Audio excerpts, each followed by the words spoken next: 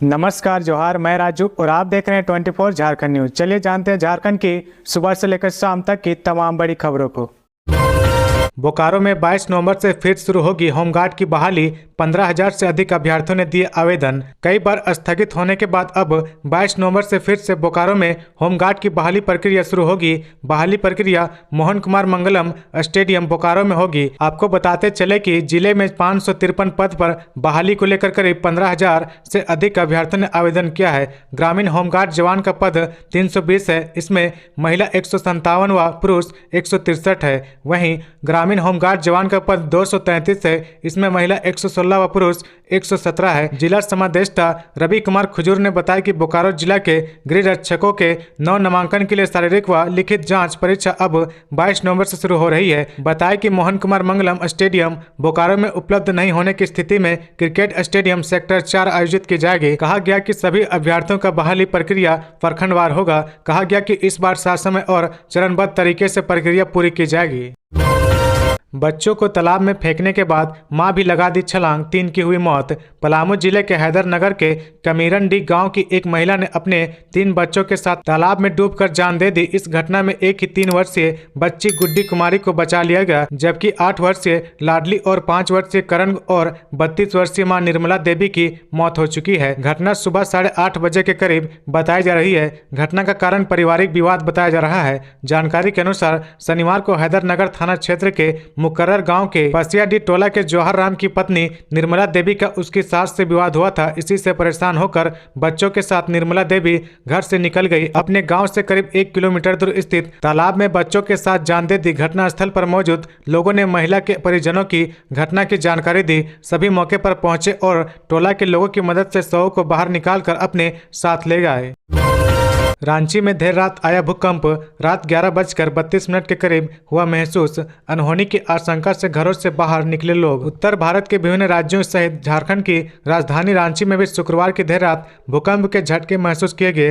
राजधानी में देर रात 11:32 के करीब भूकंप के झटके महसूस किए गए हैं। हालांकि इस झटके की वजह से किसी तरह के जान माल की हानि की अब तक कोई सूचना नहीं मिली है। मौसम विज्ञान केंद्र रांची के वैज्ञानिक अभिषेक आनंद ने बताया कि भूकंप की तीव्रता 6.4 रिएक्टर स्केल रही है।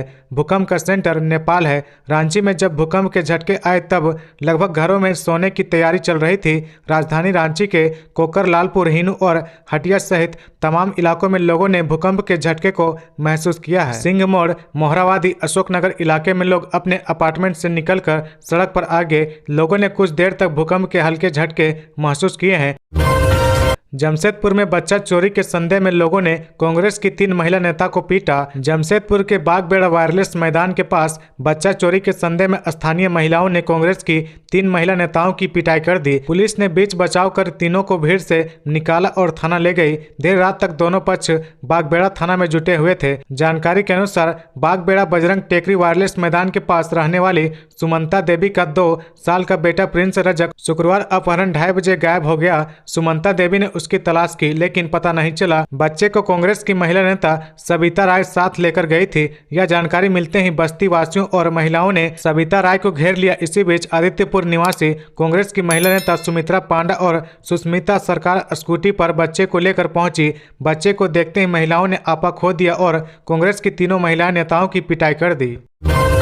झारखंड के सबसे लंबे पुल के नामकरण को लेकर राजनीति शुरू। तिलका मांझी सेतु के बोर्ड लगाने पर गहराया विवाद। दुमका जिले के मयूरक्षी नदी पर राज्य के सबसे लंबे पुल का उद्घाटन होने के साथ ही इसके नामकरण को लेकर विवाद शुरू हो गया है। कार्यक्रम के दौरान मंच से घोषणा की गई थी कि सरकारी प्रक्रिया के तहत इस पुल का नामकरण दिसोम गुरु शिबू सोरेन सेतु रखते हुए शिलापट लगाया जाएगा। बाद में भाजपा व पहाड़िया समाज द्वारा इस पुल का नामकरण बाबा तिलका मांझी के नाम पर रखने की मांग उठाई गई थी। पुल के दोनों किनारों पर लगभग 1.5 दर्जन हार्डिंग नुमा बोर्ड लगे दिखे। इस बोर्ड में शहीद तिलका मांझी की तस्वीर है और नीचे लिखा है बाबा तिलका मांझी सेतु। बाबा तिलका मांझी सेतु के नाम से लगे 1.5 दर्जन बोर्ड के संबंध में स्थानीय लोगों से जानकारी ली गई तो किसी को नहीं पता है कि किसने बोर्ड लगवाया है। उद्घाटन के मौके पर मंच से ही उन्होंने कृषि मंत्री बादल पत्रलेख के प्रस्ताव पर यह घोषणा की थी कि पुल का नाम दिसोम गुरु शिबू सोरेन सेतु होगा और इसके लिए जो आवश्यक सरकारी प्रक्रिया है वह पूरी करते हुए शिलापट लगाया जाएगा। इस घोषणा के तुरंत बाद रांची में भारतीय जनता पार्टी के झारखंड प्रदेश प्रवक्ता प्रतुल सहदेव और दुमका में पूर्व मंत्री डॉक्टर लुइस मरांडी ने प्रेस वक्ताओं में राज्य सरकार से यह मांग की थी कि पुल का नाम अमर शहीद बाबा तिलका मांझी के नाम पर बाबा तिलका मांझी सेतु रखी जाए। झारखंड में कांग्रेस नेता को मारी गोली, जमीन माफिया से हुआ था विवाद। झारखंड के हजारीबाग जिले में जमीन के विवाद में कांग्रेस नेता को गोली मार दी गई। हथियारबंद लोगों द्वारा गोली मारे जाने के बाद कांग्रेस के वरिष्ठ नेता गंभीर रूप से घायल हो गए। उन्हें अस्पताल में भर्ती करवाया गया। मामला जमीनी विवाद का है। इस मामले में पुलिस ने एक आरोपी को गिरफ्तार कर लिया है। 5 लोग फरार हो गए हैं। इस मामले में पुलिस ने केस दर्ज कर लिया है। शुक्रवार शाम को झारखंड प्रदेश कांग्रेस कमेटी के महासचिव प्रकाश कोर्रा के कन्हरी हिल इलाके में गए थे। वहां उन्होंने एक जमीन खरीदी थी। जमीन पर निर्माण कार्य चल रहा था। जब प्रकाश निर्माण स्थल पर पहुंचे तो वहां जमीन माफिया अशोक साव से उनकी बहस हो गई। बहस इतनी बढ़ी कि गोली भी चल गई। अशोक साव के लोगों ने कांग्रेस नेता पर गोलियां चला दी। इस घटना में प्रकाश गंभीर रूप से घायल हो गया। उन्हें रांची में एक अस्पताल में भर्ती करवाया गया है। कांग्रेस नेता पर गोली चलाने के आरोप में पुलिस ने एक व्यक्ति को गिरफ्तार किया है। गिरफ्तार हुए आरोपी का नाम अशोक साव है। उसके 5 अन्य साथी घटना के बाद मौके से फरार हो गए हैं। पुलिस ने बताया कि उनकी तलाश की जा रही है। उनको पकड़ने के लिए तलाशी अभियान भी चलाए जा रहे हैं। खबरों में आगे बढ़ने से पहले अगर अभी तक आपने इस चैनल को सब्सक्राइब नहीं किया तो प्लीज सब्सक्राइब कर ले, जिससे झारखंड की हर छोटी सी बड़ी खबर की अपडेट आप तक पहुंचता रहे। झारखंड में मरीजों से लूट, भर्ती मरीज को हर बार देखने का विजिटिंग चार्ज लेते हैं डॉक्टर। राज्य के निजी और कॉरपोरेट अस्पताल में मरीजों की जेब खाली करने के लिए तरह तरह के हथकंडे अपनाते हैं। इसमें मरीज से डॉक्टर के विजिटिंग के चार्ज के नाम पर वसूली की जाने वाली रकम भी शामिल है। शुरुआत में मरीज के परिजन को इस मद में वसूली की रकम की हवा तक नहीं लगती है। जब वे बारीकी से इलाज के बिल आकलन करते हैं तो पता चलता है कि भर्ती मरीज का हाल जानने आ रहे हैं। जिस डॉक्टर ने रोजाना केवल 2 से 5 मिनट दिए, उसके लिए परिजनों को हजारों रुपए भरने पड़ गए हैं। मरीज के अस्पताल भर्ती होने के बाद उसके बिल में हर छोटी छोटी सेवा के लिए पैसा जोड़ा जाता है। डॉक्टर का विजिटिंग चार्ज भी इसी सेवा में शामिल है। विजिटिंग चार्ज की रकम डॉक्टर के पद और वार्ड के हिसाब से तय की जाती है। अगर मरीज आईसीयू में है तो एक विजिट का 1400 से 1500 रुपए लिए जाते हैं। वहीं सामान्य वार्ड में 1000 से 1200 रुपए लिए जाते हैं। यह फीस सीनियर डॉक्टर की है। वहीं ड्यूटी डॉक्टर का विजिटिंग चार्ज 400 से 500 रुपए निर्धारित है। कमीशन का अध्यक्ष नहीं चुनने पर हाईकोर्ट सख्त। कोर्ट की सख्ती पर राज्य सरकार बोली 6 महीने में चुनाव कराएंगे। राज्य में नगर निकाय चुनाव जल्द कराने को लेकर दायर रिट याचिका पर झारखंड हाईकोर्ट में सुनवाई हुई, जिसमें जस्टिस रोंगन मुखोपाध्याय की खंडपीठ ने राज्य सरकार से कड़ी नाराजगी जताते हुए पूछा, डेडिकेटेड कमीशन के अध्यक्ष की नियुक्ति कब होगी। कोर्ट ने कहा कि सरकार शपथ पत्र देकर बताए कि कब तक नियुक्ति प्रक्रिया पूरी की जाएगी, नहीं तो कार्मिक सचिव को कोर्ट में सशरीर उपस्थित होना होगा। कोर्ट ने यह भी कहा कि नगर निकाय के निर्वाचन प्रतिनिधियों का टर्म पूरा हुए 6 महीने बीत गया है, लेकिन अब तक सरकार कमीशन के चेयरमैन की नियुक्ति नहीं कर पाई है। जबकि कमीशन को ओबीसी का डाटा अध्ययन कर उनके लिए आरक्षित सीटों पर निर्णय लेना है। इस पर राज्य सरकार की ओर से कहा गया कि 6 महीने में नगर निकायों को चुनाव कर लिया जाएगा। इस पर कोर्ट ने सरकार को शपथ पत्र देकर कोर्ट को बताने का निर्देश दिया है। बता दें कि ओबीसी को आरक्षण देने के लिए सरकार ने डेडिकेटेड कमीशन गठित कर लिया है, लेकिन अब तक अध्यक्ष की नियुक्ति नहीं कर पाई है। कमलेश सिंह बोले, मेरे समर्थन वापसी से राज्य सरकार को क्या फर्क पड़ेगा या नहीं पड़ेगा या मुझे नहीं मालूम। 4 वर्षों तक राज्य सरकार का समर्थन करने के बाद 1 नवंबर को एनसीपी के एकमात्र विधायक कमलेश सिंह ने पाला बदल दिया। सरकार पर वादा खिलाफी का आरोप लगाकर समर्थन वापस ले लिया। उन्होंने कहा कि मेरे समर्थन वापसी से राज्य सरकार को क्या फर्क पड़ेगा या नहीं पड़ेगा या मुझे नहीं मालूम, लेकिन मैं इतना जरूर कह सकता हूँ कि पलामू जिले में 5 विधानसभा क्षेत्र है। इनमें 4 में भाजपा के विधायक हैं। यूपीए की ओर से एकमात्र विधायक था। अब मेरे समर्थन वापसी के बाद पलामू जिले में एक भी गठबंधन का विधायक नहीं बचा है। साथ ही उन्होंने कहा कि विधानसभा चुनाव अभी काफी दूर है। अभी से इसके बारे में कयास लगाना या कुछ भी बोलना उचित नहीं है, लेकिन यह भी जरूर है कि ऐसे मामले में फैसला शीर्ष नेतृत्व नहीं करता है। जब चुनाव की बारी आएगी तो इसका भी फैसला हो जाएगा। महिला को बस ने कुचला, 4 घंटे रहा सड़क जाम। सास के साथ मॉर्निंग वॉक पर निकली थी बहू, सड़क हादसे में मौत। पलामू जिले में अहले सुबह एक सड़क हादसे में एक महिला की मौत हो गई। महिला मॉर्निंग वॉक के बाद मंदिर से भगवान का दर्शन कर लौट रही थी। इसी दौरान एक यात्री बस ने महिला को अपने चपेट में ले लिया। इससे घटनास्थल पर ही महिला की मौत हो गई। घटना मेदिनीनगर औरंगाबाद मुख्य पथ नेशनल हाईवे 98 पर छतरपुर थाना के समीप हुआ है। दुर्घटना में मौत की शिकार हुई 34 वर्षीय महिला ज्ञानती देवी ने डीहा बाजार थाना क्षेत्र के खजूरी गांव निवासी चितरंजन कुमार सिंह की पत्नी थी। उनके 2 छोटे बच्चे हैं। छतरपुर में मध्य विद्यालय के पास पूरे परिवार के साथ रहती थी। सुबह 5 बजे अपनी सास के साथ मॉर्निंग वॉक पर निकली थी। रोजाना के रूटीन के मुताबिक मॉर्निंग वॉक के बाद ठाकुर बाड़ी मंदिर में गई थी। वापस घर लौटने के क्रम में करीब 5:30 बजे थाना गेट के सामने सिंह बस ने महिला को पीछे से चपेट में ले लिया।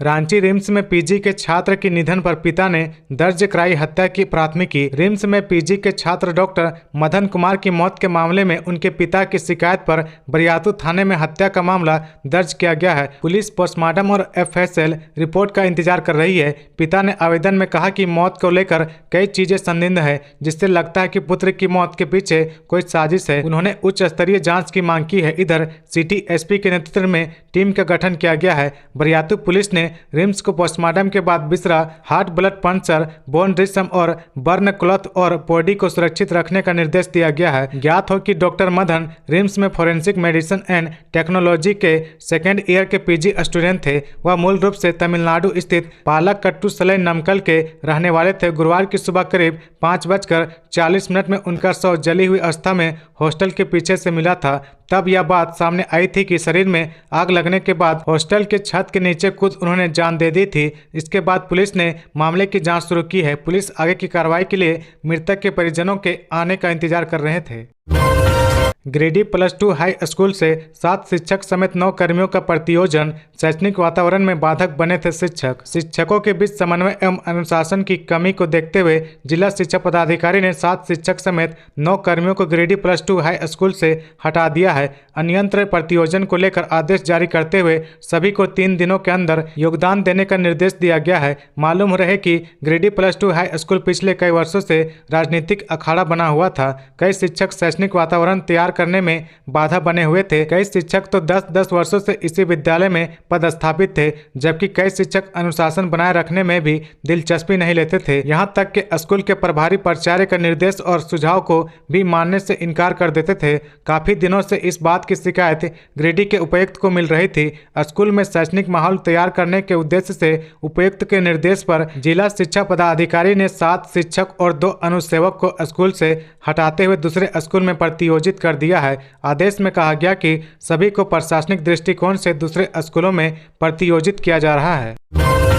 एलडीसी और स्टेनोग्राफर के 864 पदों पर होने वाली नियुक्ति प्रक्रिया स्थगित। झारखंड सरकार के विभिन्न विभागों में निम्न वर्गीय लिपिक व स्टेनोग्राफर के इंटरमीडिएट स्तर रिक्त 864 पदों पर नियुक्ति होनी है। इसके लिए 2 नवंबर से लेकर 1 दिसंबर की मध्य रात्रि तक ऑनलाइन आवेदन जमा होना था, लेकिन झारखंड इंटरमीडिएट स्तर संयुक्त प्रतियोगिता परीक्षा का आवेदन अपहरणीय कारणों से अगले आदेश तक स्थगित कर दिया गया है। इस संबंध में झारखंड कर्मचारी चयन आयोग की ओर से आवश्यक सूचना जारी कर कहा गया है कि ऑनलाइन आवेदन समर्पित करने के संबंध में सूचना आयोग की वेबसाइट पर प्रकाशित की जाएगी। परीक्षा 1 चरण में होनी है। आयोग द्वारा OMR आधारित परीक्षा ली जाएगी। परीक्षा में सभी प्रश्न वस्तुनिष्ठ एवं बहुवैकल्पिक होंगे। एक प्रश्न का पूर्ण अंक 3 होगा। प्रत्येक सही उत्तर के लिए 3 अंक दिए जाएंगे तथा प्रत्येक गलत उत्तर के लिए 1 अंक की कटौती की जाएगी।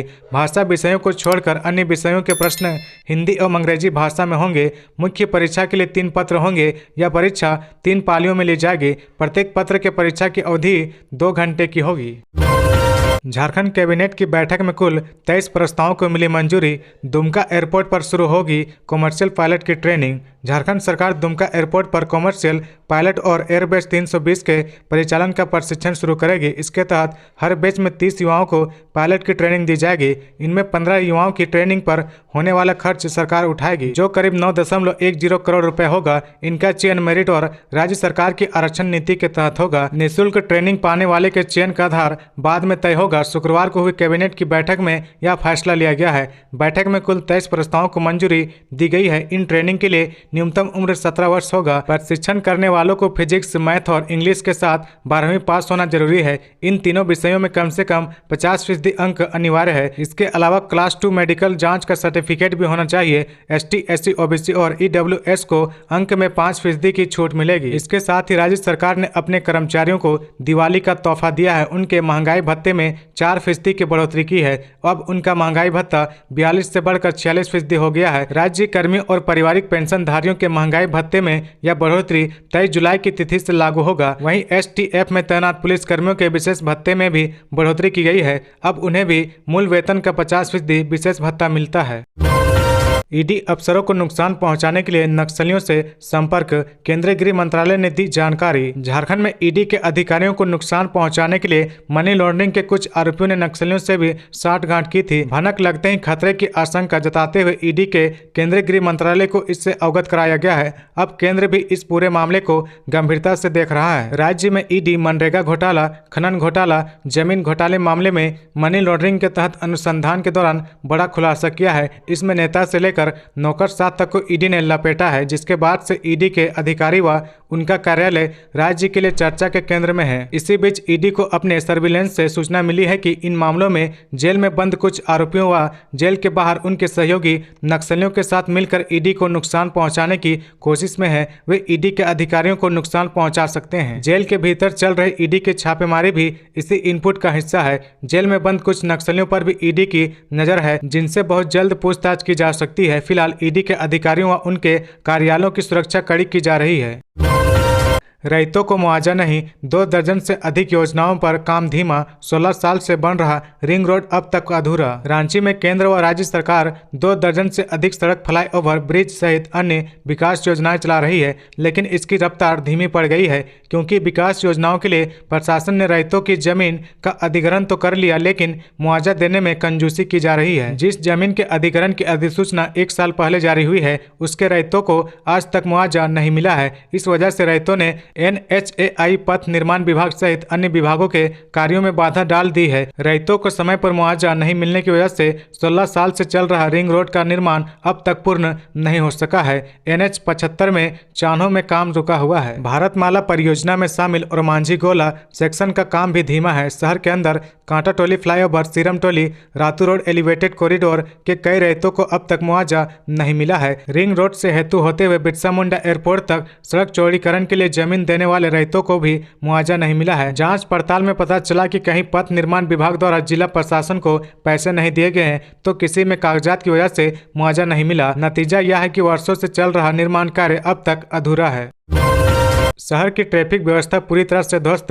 राजभवन के पास 400 मीटर के दायरे में 3 धरना प्रदर्शन व रैली, 4 घंटे जाम रहा पूरा शहर। राजभवन के समीप 400 मीटर के दायरे में हुए 3 धरना प्रदर्शन और रैली ने शहर को जाम में झोंक दिया। ट्रैफिक पुलिस द्वारा पहले से कोई ठोस तैयारी नहीं किए जाने के कारण कचहरी road, radium road, Ratu road और फिर मेन रोड, हरमू रोड समेत शहर की अन्य सड़कों पर वाहनों की कतारें लगती रही, जिससे हर तरफ भयानक जाम का नजारा रहा। शहर के बासिंदे दोपहर 12 बजे से शाम 4 बजे तक जाम में फंसे रहे व स्कूली बच्चे और एम्बुलेंस भी फंसी रहे, जिन्हें काफी आगे बढ़ाने के लिए ट्रैफिक जवानों को काफी मशक्कत करनी पड़ी। दरअसल भारतीय मजदूर संघ, झारखंड स्टेट स्टूडेंट यूनियन और बैंक कर्मियों के प्रदर्शन के कारण यह परेशानी शुरू हुई। शहर की ट्रैफिक व्यवस्था को पूरी तरह से ध्वस्त हो गई। शहर के विभिन्न सड़कों पर अचानक ट्रैफिक लोड बढ़ गया। भारतीय मजदूर संघ के बैनर तले सैकड़ों महिलाएं रैली की शक्ल में जब मोहरावादी से राजभवन घेराव करने निकली तो स्थिति और भी खराब हो गई। एम्बुलेंस में मरीज की गंभीर स्थिति